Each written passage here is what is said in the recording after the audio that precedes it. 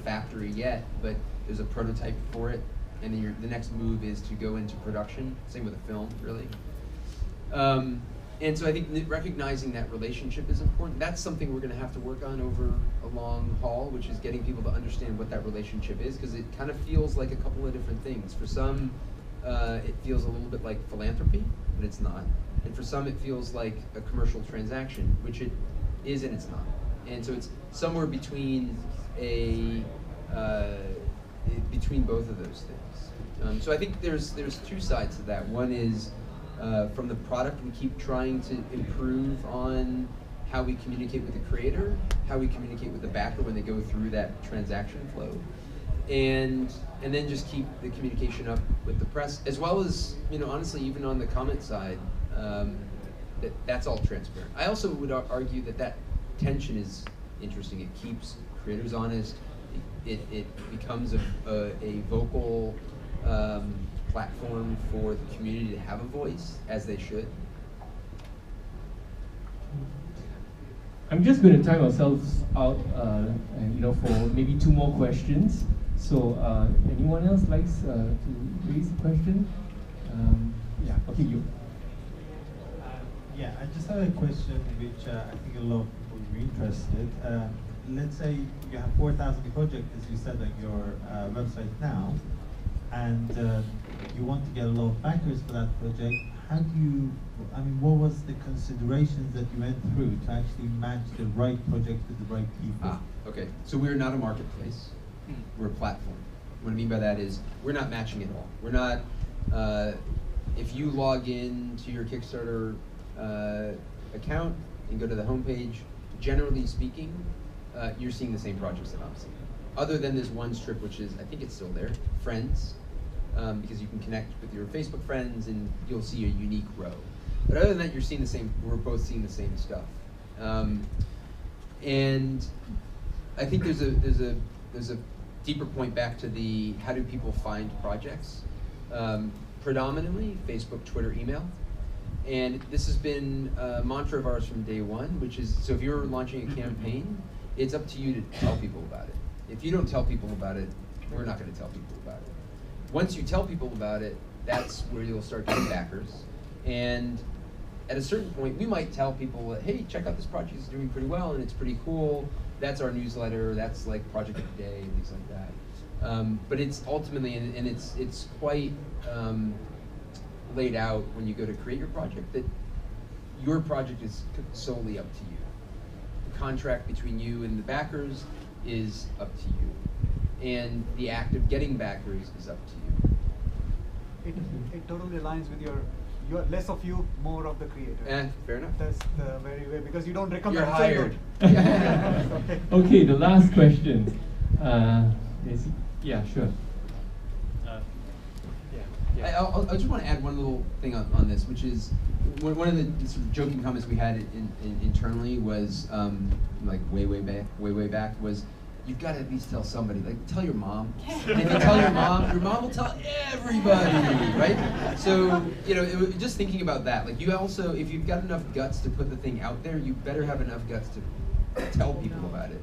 And the interesting thing, I would argue that if you don't have enough guts to tell people about it, then you probably aren't going to end up fulfilling anyway, right? Because it only gets harder. And if you can't get over the hump of just tweeting about it or emailing people about it because you're so proud that you've launched this thing, it's a good threshold to get over. Sorry. You mentioned that for you and the other 2 founders, that was kind of like a passion project, which is, and you really care about the community. But recently, you're starting to get like Pebble, where they have the resources to start funding, well, not the original version, but like the second or third Pebble version, Time. whatever. Yeah, they can actually fund it themselves, kind of starting to just become like a pre-order page at this point, where like, at what point do you start like cultivating projects like that to like kind of keep your community intact, or do you just kind of let it grow the way it is growing? Or? Yeah, so I think, and I guarantee Eric has probably actually responded to this. Eric's the founder of Pebble. So they had launched a campaign, I think it raised like $8 million, I think, the first one, and then they came up with a new version called Pebble Time, and it raised, I think, 18 million. I honestly don't remember. A lot of money. And I think the narrative with that project, I don't know what he said if he's commented on this, but my reflection of it is that it's a very different launch experience. And what he recognized that he was doing the first time in Reflection Post was building a community around that that product, and it was a different transactional experience. It wasn't just it's not just a pre-order page, right? There is this whole communal aspect. There are the whole project updates, and there's this whole kind of entertainment aspect to it. When you get those updates, that you're sort of along for the ride. I made this comment earlier that it's like seeing the sausage being made, and I think that's really important. Like I don't think that it is I can either fund it myself, or I can go get venture, or I can do Kickstarter. There's something unique that Kickstarter provides both backer and creator. It's a different form of relationship. Kind of going back to that, it's kind of like philanthropy because there's an emotional connection to this. Because I'm supporting Eric and that whole team. I mean, you've watched that video actually. The first video is like super quirky, right? The second video is like an epic version of the first, because it kind of does the same thing. He brings the whole team. Then you see the team is bigger, but they're all behind it and they're all pumped up, and you're kind of pumped up for them. Like, that's the thing, right? So it's not just a pre-order page. It's not like a Apple pre-order page. Like, you don't get any of that other emotional stuff. You just get your iPhone. That's it. And then you get to touch it, and do FaceTime with your girlfriend. But that's about it, right? And so I think there's far more to it than that. Yeah. Well, I'm gonna end up with two questions. Oh, you got questions? Yeah, I do. And this is for everyone. So we have lots of founders and entrepreneurs here. From your experience in Kickstarters, 3 pointers for lessons learned and something that they can take away with.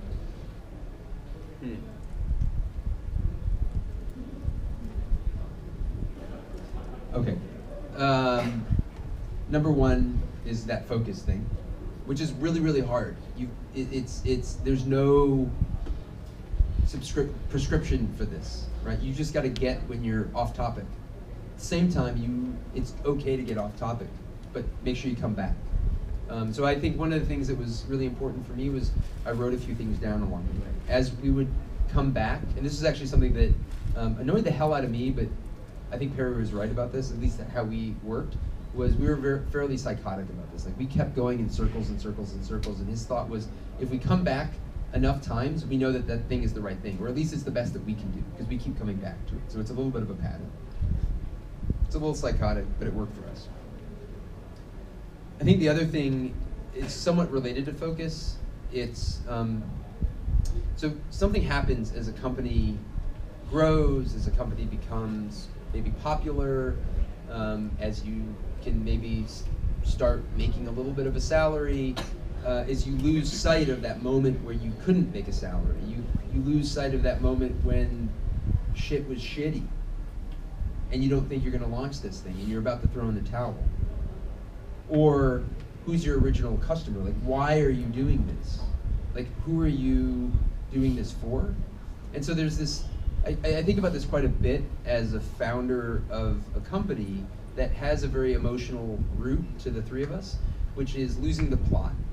And I think this ultimately goes back to the B Corp thing, which was, like, we wish we could have done that from day one, because that's what we cared about. And so, and that was our way of kind of retaining the plot.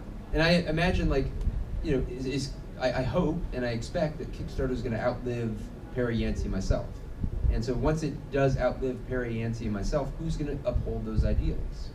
And so I think the importance for us in terms of documenting those benefits to the corporation is about maintaining those ideals over time. And so the plot hopefully can't get lost.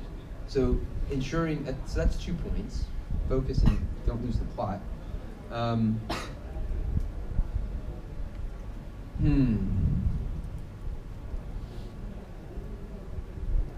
Growth, when we talk about that. So Oh, why don't we talk about fundraising? Sure. How about we talk about that? That was one of our things we were talking about, obviously. So I think everything is a design decision, right? And that's not as a designer thinking about typography or color palette or any of that stuff. It's about taking an input and having an output, right? So as a startup, one of the potential inputs, is venture funding. And you have to recognize that when you take on venture capital, there's two things to think about. One, you're letting somebody into your home, right, forever. It's a relationship until they exit. And so you have to, like, do I get along with this person? Do we have a similar worldview? Or do we have a different worldview, but the relationship is respectable, right? The sort of opposing worldviews actually propels us forward in a good way. Like, that's another strategy. It's not just about the money. And what comes with that money is a loss of control at some capacity, depends on how you negotiate. And the more money you take on, the more responsibility you have to those venture capitalists and their LPs, because you have to recognize they're in the business of making money. You have to return that investment. That is your contract with them. And so the more you take on, the more you have to give back, and the more you have to live up to. And so I think that, as a design decision, is really important. It's about an input and an output. And so it's also about this relationship that you're getting into. And so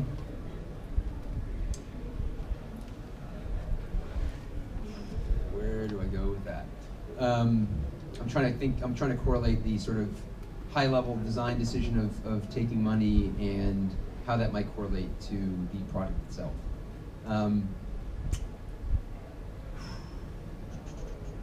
Well, okay, so if we take on more money, we would probably have to grow the site faster than we have been organically, which would require us to grow the team faster to keep up or push that pace. And that then would go entirely against the idea that we wanted to create a community. You can't force these things, right?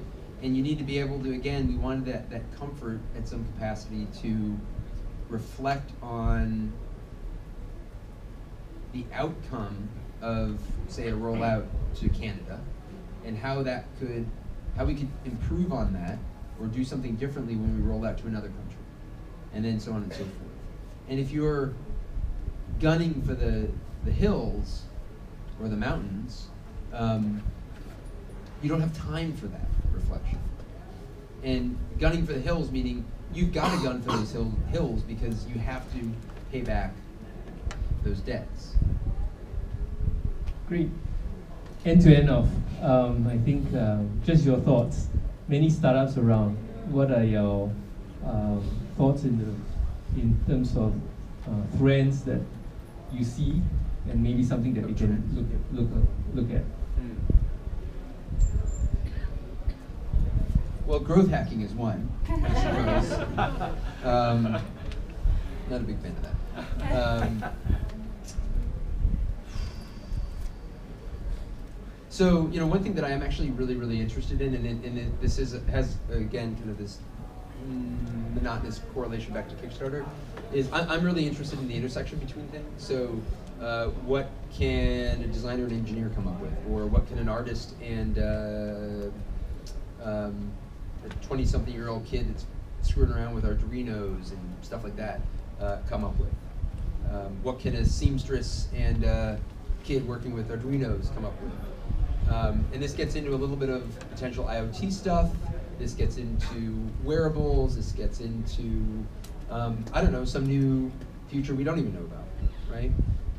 And so I think what I suppose that gets into is the trend question was perhaps around, I'm putting words in your mouth a little bit, is around tech. Yeah. And I think it's it's a little myopic, right? Intersections of technology. And well, and what I would say is where does where does technology empower culture? Where does and that becomes interesting stuff. You could say that becomes like social entrepreneurship, which I think is totally cool. Yeah, I mean, I think the intersections between things, and so I think that actually reflects on like who do you hire or who do you partner with or where do you hang out? Do you always?